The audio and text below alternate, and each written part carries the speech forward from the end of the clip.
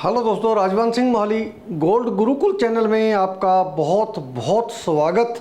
और आज का जो टॉपिक है लिव इन रिलेशनशिप, ये अच्छा है बुरा है, क्यों नौजवान है जो लिव इन रिलेशनशिप में चले जाते हैं, इसका क्या उनके ऊपर असर पड़ता है, उनके माँ बाप की लाइफ के ऊपर क्या असर पड़ता है, उसके बारे में मैं बात करने वाला हूँ। लिव इन रिलेशनशिप का मतलब ये है कि बिना शादी के जोड़े इकट्ठे रहना शुरू कर देते हैं।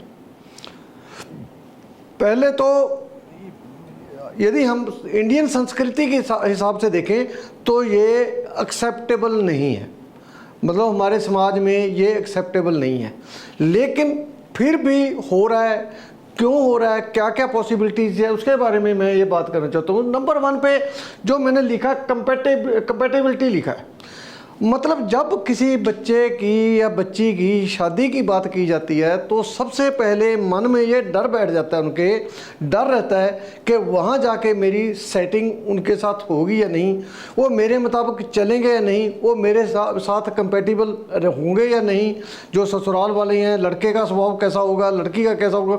जब भी शादी होती है ये बातें दिमाग में आती हैं। और नंबर 2 पर मैंने लिखा एक्सपेंसिव मैरिजेस, मतलब आज के ज़माने में मैरिजेस इतनी महंगी हो गई हैं, मतलब उनको अफोर्ड करनी मुश्किल हो गया।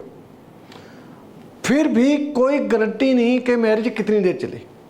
मेरे एक जानकार ने अपने बेटे की शादी पर 2 करोड़ रुपए के आसपास लगाया था और बहू को BMW गाड़ी दी थी कि मेरी बहू अब इस तरीके से रहेगी कि उसके पास छोटी गाड़ी उसको ना चलानी पड़े।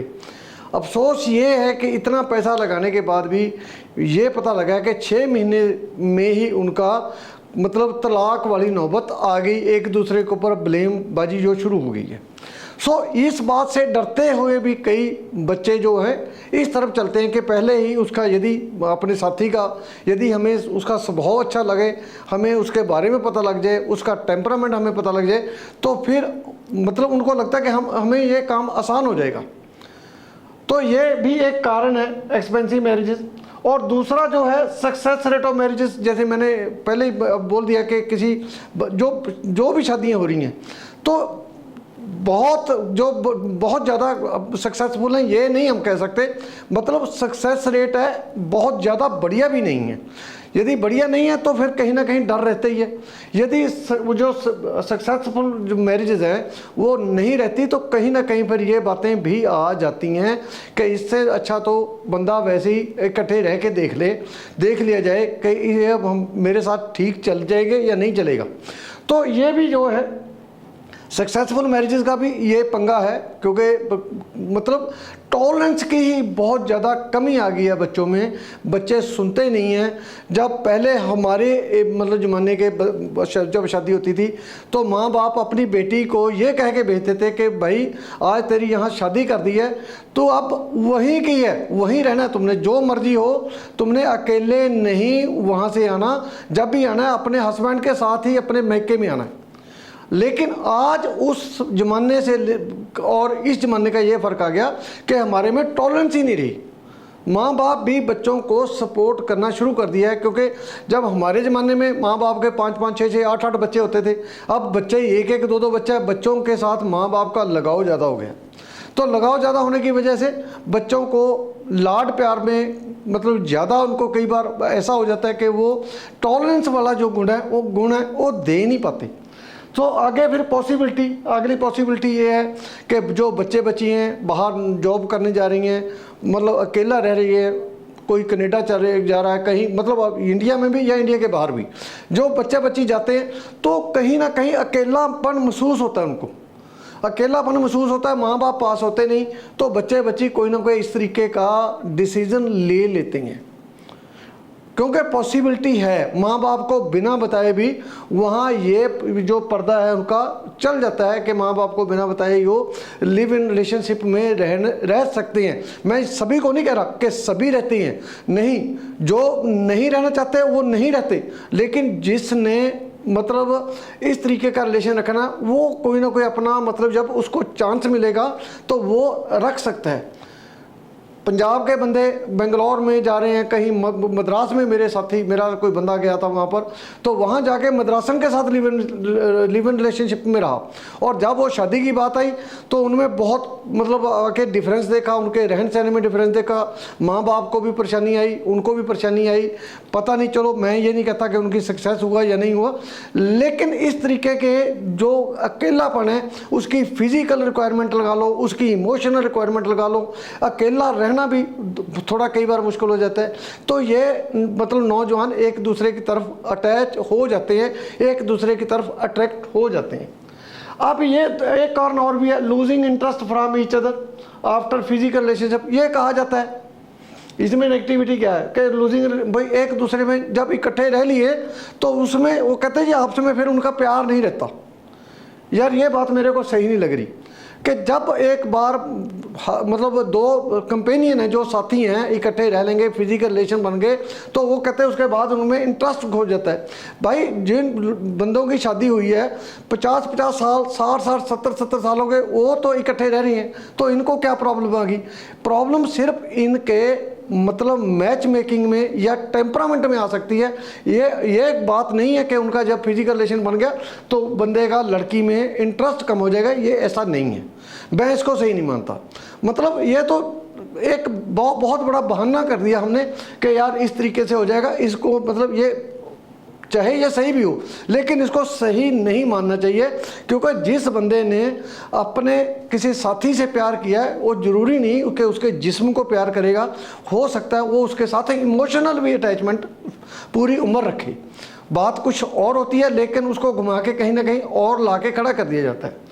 आगे जो परसेप्शन चेंज आफ्टर मैरिज, मतलब पहले जो था शादियाँ होती थी तो ये 7 जन्म का बंधन है जी, ये इतना है जी, पति परमेश्वर है जी, ये चीज़ें कहीं ना कहीं समाज में से इनकी ग्रिप कम हो गई है।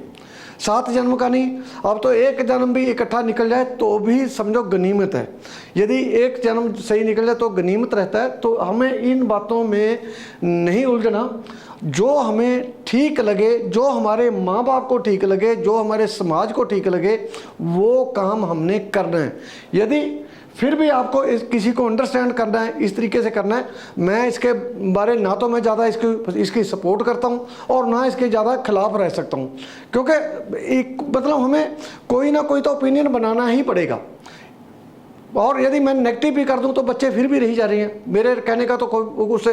लेकिन मेरी ये वीडियो का मकसद सिर्फ ये है कि यदि आप इस तरीके की रिलेशनशिप में रह रहे हो या रहने के लिए सोच रहे हो तो 100% हमें इन बातों का ध्यान रखना है। हमने माँ बाप का, समाज का और चीज़ों का भी, चाहे आप 6 दिन मतलब 6 साल रिलेशनशिप में रहो, चाहे 6 दिन शादी में रहो, मैं ये कहूँगा कि आप अपने रिलेशनशिप को अंत तक बिल्ड करो, उसको बना के रखो, उसको टूटने ना दो, टूटने के कगार पर ना आए वो।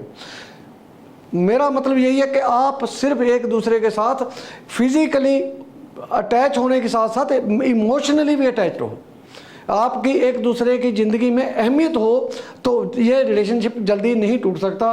कुछ बातें ये हैं कि छोड़ छुड़ाई के मतलब सोचते हैं कि यदि आप रिलेशनशिप में रहोगे, कई लोग ये कहते हैं कि लड़के ने छोड़ दिया लड़की को, फिर क्या करोगे, फिर अगला दूसरे के साथ वो रहना चाहेगी, तीसरा ऐसा हो गया, दूसरे ने छोड़ दिया, तीसरे ने छोड़ दिया। ये बातें कोई नहीं है, ये ऐसी बातों का कोई फ़ायदा नहीं है सोचने का। मैं सिर्फ आपको इस वीडियो के जरिए यही कहना चाहता हूँ कि यदि आप कोई इस तरीके का डिसीज़न ले रहे हो तो बहुत ही ध्यानपूर्वक लें, अपने माँ बाप के इमोशंस का ध्यान रखें, अपने जीवन साथी के इमोशन का ध्यान रखें, अपने जो साथी है जिसको जीवन साथी बनाने के लिए आप ये काम करें उसके इमोशन का ध्यान रखें। तो इन बातों का ध्यान रखें, ईगो से थोड़ा दूर हो जाओ। जितनी ईगो हम अपने पास रखेंगे, साथ रखेंगे, तो उतनी जल्दी हमारा जो रिलेशनशिप है वो भी टूट जाता है।